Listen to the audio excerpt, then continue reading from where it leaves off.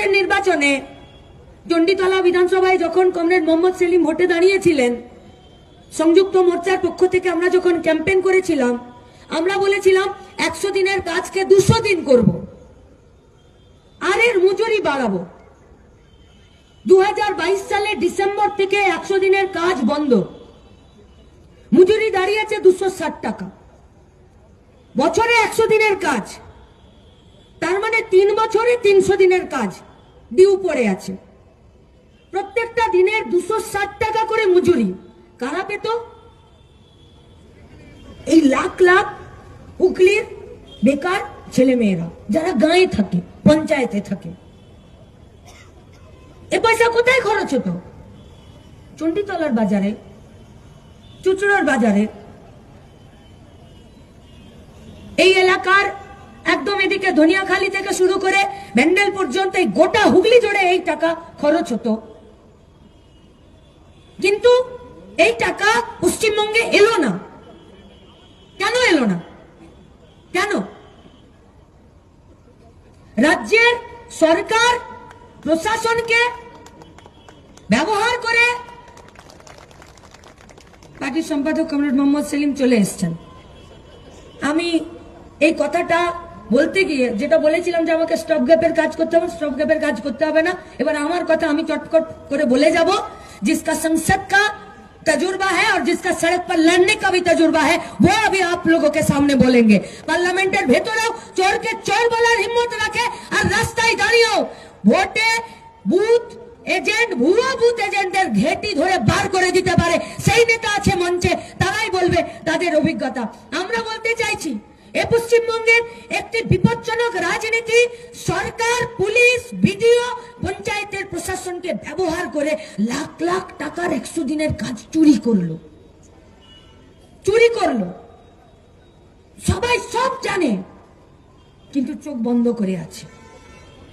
একমাত্র লাল ঝান্ডা পশ্চিমবঙ্গে কথা দিল, খবর দিল, বার্তা দিল, রাস্তায় নামালো, বলল গ্রাম জাগাও, চোর তাড়াও। 4 ক ফর্ম ফিল আপ হলো, 4 খ ফর্ম ফিল আপ হলো, পঞ্চায়েতে পঞ্চায়েতে বিক্ষোভ হলো। বিজেপি হাতে ছুতো পেল। কিসের ছুতো? তৃণমূল চুরি করেছে। প্রতি বছর ফেব্রুয়ারি মাসে इस देश का बजट पेश होता है। पिछले कुछ सालों से ये बजट पेश कर रही है इस देश का वित्त मंत्री, फिनांस मिनिस्टर निर्मला सीतारमन। যতবার বাজেট পেশ করছেন ততবার এই গোটা ভারতবর্ষের 100 দিনের কাজের টাকা কমাচ্ছেন। কখন কমাচ্ছেন?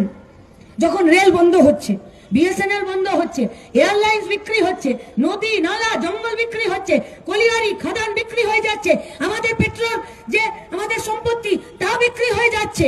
এই পশ্চিমবঙ্গের বুকে 20,000 কারখানার গেটে তালা লাগিয়ে দিয়েছে। ঠিক সেই সময় গ্রামের 100 দিনের কাজের টাকা বাজেটে কাটলমেন্ট হচ্ছে, ও চুরি করছে।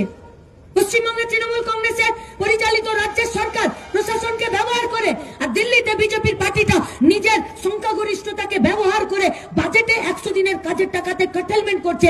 এই টাকা আর 100 দিনের কাজে ব্যবহার হবে না। আমি কেন এত কথা বলছি? লাল ঝান্ডার নেতৃত্বে 61টা এমপি দিয়ে ফার্স্ট ইউপিএ গভর্নমেন্টে 100 দিনের কাজকে গ্যারেন্টি অ্যাক্ট যোজনাতে আমরা ঢোকাতে পেরেছিলাম। কি হয় এতে? आपको वोट देने का अधिकार है। आप अगर टैक्स नहीं देंगे सरकार को तो सरकार আপনাকে আপনার বিরুদ্ধে लीगली ব্যবস্থা নেবে। आपका बात करने का अधिकार है, आपको जिंदा रहने का अधिकार है, আপনার মানবাধিকার আছে, আপনার মৌলিক অধিকার আছে। কিন্তু এই ভারতবর্ষের সংবিধানে বেকার ছেলে মেয়েদের কাজের অধিকার ছিল না। লাল ঝান্ডা নেতৃত্ব নেয়নি, লাল ঝান্ডা মন্ত্রিত্ব নেয়নি, লাল ঝান্ডা লাল বাতির গাড়ি নেয়নি, লাল ঝান্ডা একটা ডিপার্টমেন্ট নেয়নি। কিন্তু লাল ঝান্ডা সুযোগ পেয়েছে আর সংবিধানে 100 দিনের কাজকে গ্যারেন্টি অ্যাক্ট করেছে। মানে সরকারকে আমাদের গতরের দাম ঠিক করতে হবে যারা সংগঠিত ক্ষেত্রে কাজ করে না। সকাল থেকে জুট মিলগুলো পার করে এসেছি, ডানলপের কারখানা পার করে এসেছি, গঞ্জেস জুট মিল পার করে এসেছি। একটার পর একটা সাইরেন বাজছে, শ্রমিকরা ঢুকছে, আবার সাইরেন বাজছে, একদল শ্রমিক বেরোচ্ছে,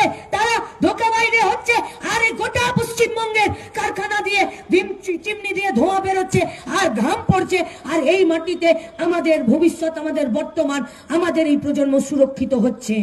কিন্তু যারা গাঁয়ে থাকে, যারা অসংগঠিত, তাদের কি হবে?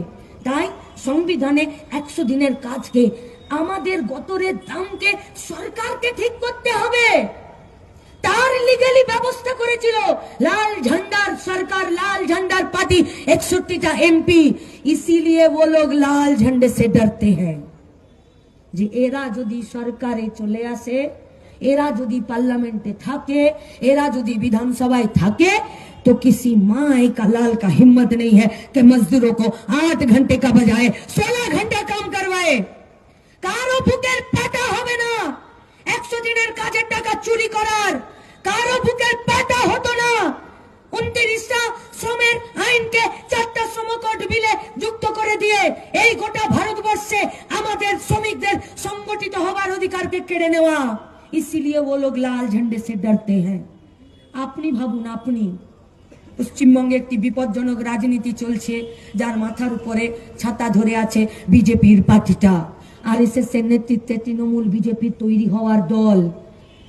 আপনি বুকে হাত দিয়ে বলুন, পশ্চিমবঙ্গের রাজ্য সরকার আরজি করের রেপিস্টকে যদি শেল্টার না দিত, পশ্চিমবঙ্গের সরকার আরজি করের খুনিদেরকে যদি মাথায় ছাতা না ধরতো, आरजी करेर कांडे बीजेपीर पार्टीटा सीबीआई के दिए ममता बनर्जीर अपराधेर साजानो बागाने टहलने के लिए छोड़ दिए थे, और जाके दोषी साब्यस्त करलो तृणमूलेर पुलिस, सेई एकई जनके दोषी साब्यस्त करलो बीजेपीर निर्धारित, बीजेपीर परिचालित जे सीबीआई। एर थेके बोझा যায় না যে পশ্চিমবঙ্গে একটি বিপজ্জনক রাজনীতি চলছে, যে রাজনীতিতে একজন রেপিস্টের কোন রকম শাস্তি হয় না, যে রাজনীতিতে দুর্নীতিগ্রস্তদের শাস্তি হয় না, যে রাজনীতিতে যারা খুনি তাদের শাস্তি হয় না, যে রাজনীতিতে পাচারকারীরা তারা আজকে জেলের বাইরে বেলে থাকে, যে রাজনীতিতে পশ্চিমবঙ্গের স্কুল মিড ডে মিল বন্ধ হয়ে যায় আর মদের দোকান খুলে যায়, যে রাজনীতিতে পশ্চিমবঙ্গের দুর্নীতিকে টাইট দেওয়ার জন্য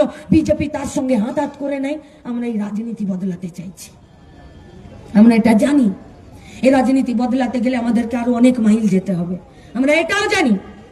দীপশিতা বলেছে, তামান্নার কথা, সুদীপ্তর কথা, মইদুলের কথা, স্বপন কোলের কথা আমরা এও জানি। এই রাজনীতির বদল ঘটাতে গেলে যাদের বিরুদ্ধে আমরা লড়ছি তারা এত সহজে আমাদেরকে ছেড়ে দেবে না, আমাদের শহীদের তালিকায় আরো নাম যুক্ত হবে, আমরা এটাও জানি। এই তালিকাতে শুধুমাত্র শহীদের নাম যুক্ত হবে না, আমাদের কমরেডদের কেসের সংখ্যা বাড়বে, আমরা এও জানি। এই রাস্তায় চলতে গেলে আমাদেরকে প্রত্যেকদিন নিজেদের পেটের ভাতের সঙ্গে অ্যাডজাস্ট করতে হবে, হয়তো গামছা বেঁধেই পেটে রাস্তায় থাকতে হবে, কিন্তু লাল ঝান্ডা তৈরি আছে এই রাজনীতিকে বদল ঘটানোর জন্য। হাত আপনাদের দিকে বাড়াচ্ছি। রাজ্যের মুখ্যমন্ত্রী বলেছেন গত কয়েকদিন আগে নদিয়াতে মিটিং করে যে আমি এতবার মিনিস্টার হয়েছি, এতবার এমএলএ হয়েছি, এতবার এমপি হয়েছি, এতবার মুখ্যমন্ত্রী হয়েছি, আমাকে প্রমাণ করতে হবে আমি নাগরিক কিনা। তার থেকে ভালো আমার নাক খত দেওয়া। আমরা রাজ্যের মুখ্যমন্ত্রীর এই মনোবাসনা পূরণ করব। নাক খত তৃণমূলের মুখ্যমন্ত্রীকে আর পার্টিকে দিতে হবে। এই পশ্চিমবঙ্গে দুর্নীতি, এই পশ্চিমবঙ্গে বিপজ্জনক রাজনীতি আর এই পশ্চিমবঙ্গে গুন্ডারাজের রাজনীতি পরিচালনার জন্য আপনারা যারা এই গুন্ডারাজের রাজনীতিকে প্রতিহত করতে রাস্তায় আসতে চান, লাল ঝান্ডা আপনার দিকে হাত বাড়িয়ে বসে আছে। আপনাদের সবাইকে রাস্তায় থাকার আবেদন জানিয়ে আমি আমার কথা শেষ করছি। ইনকালাব জিন্দাবাদ, লাল ঝান্ডা জিন্দাবাদ।